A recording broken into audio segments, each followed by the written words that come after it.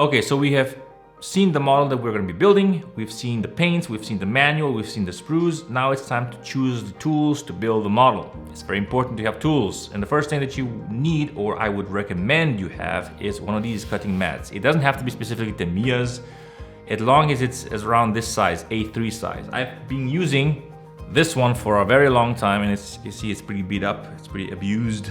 I still use it, and I'll still be using it in the future because, well, why not?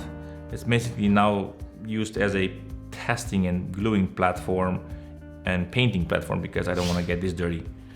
Anyway, I'm just using this to make the video a little bit more presentable. Okay, the next thing you need is one of these, a cutting instrument. It can be anything, but I would like you to have a scalpel. Something sharp with plenty of these interchangeable blades, so you can quickly change them if your blade gets dull, and it will get dull pretty quickly if you're cutting very severely. The next thing that I would like you to have is one of these things. This or this. These are called snippers or side cutters. One or the other, it will suffice. This one is a little bit more suited to cutting out pieces from the sprue, and this one is basically more geared towards, well, general or snipping. The difference between these two, you can see here in a close-up shot, is that this one has a flat edge, so you can really get close to the piece that you're cutting out and snip it out. Whereas this one, this edge is tapered, right? And when you're squeezing together, you're basically pinching the plastic and making a little stub. They both have their use cases, but if you don't have this will be just fine, and you can use this item, which is the next thing on the list, a sanding stick or a file. You can have several sanding sticks depending on the grade. Ideally, you want to have at least 3, so very coarse, a medium, and a very fine one. But you can also buy one of these which have all 3 on one stick. The next item would be a couple of tweezers. These could be very cheaply bought. I had a set of 5 of these, various different lengths and various different tip sizes. This one is really pointy and very sharp, so be careful. That's why this protective cap is on. But you can get any type of tweezer from any manufacturer. It doesn't have to be specific to one.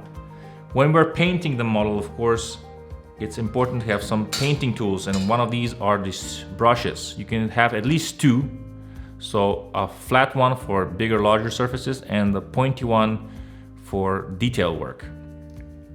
And if we're talking about paint, a paint tray, but you can use anything else, that any cup or whatever you have to just put paint in and mix it. And maybe a little side cup where you have water or alcohol to clean off the brush after you're done. Also, what I would recommend you to have is a ruler. These metallic rulers are pretty fantastic. They're straight, they're flexible enough, and this will help you out if you're cutting stuff on the fly, or if you want to measure things on the fly or something like that.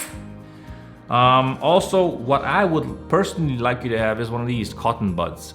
These ones are from Tamiya, and these are really fantastic, and I would actually recommend you to go ahead and buy these, especially if you're going to be modeling for a very long time. These are hard, pointy cotton buds which don't lose their shape when you're using them and dunking them in water.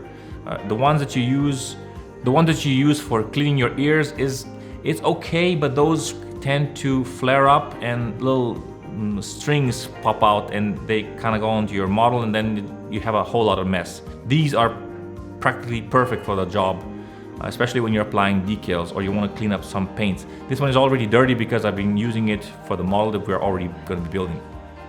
Makita-no! I'm using them for my ears. Yeah.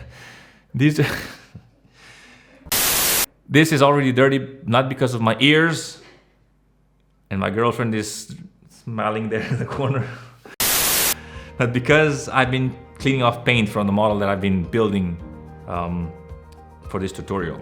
Like I've mentioned time and time again, we are going to be painting this aircraft in 2 different ways: hand painting and airbrush painting. Of course, if you were going to be airbrush painting, you'll need an airbrush. You're also going to need some sort of a compartment to clean your airbrush in. You're also going to be needing a hose and a compressor, which I'll show you in a picture. You'll also be needing some sort of cleaning agent. This is really fantastic, and yes, really, I would recommend this for anyone. It's toxic, but it's fantastic for cleaning. Also, if you're gonna be using paints, the ones that I'm gonna be using, a thinner for paints is a must. This is a very good combination. You can also use other types of thinners, but this really works very, very well. Oh, some kitchen paper towels are also very handy. And that's basically it. If you'll need anything else, I'll talk about it briefly before we actually do the painting. And that's it for today. Come back tomorrow when we'll be talking about glues for the models.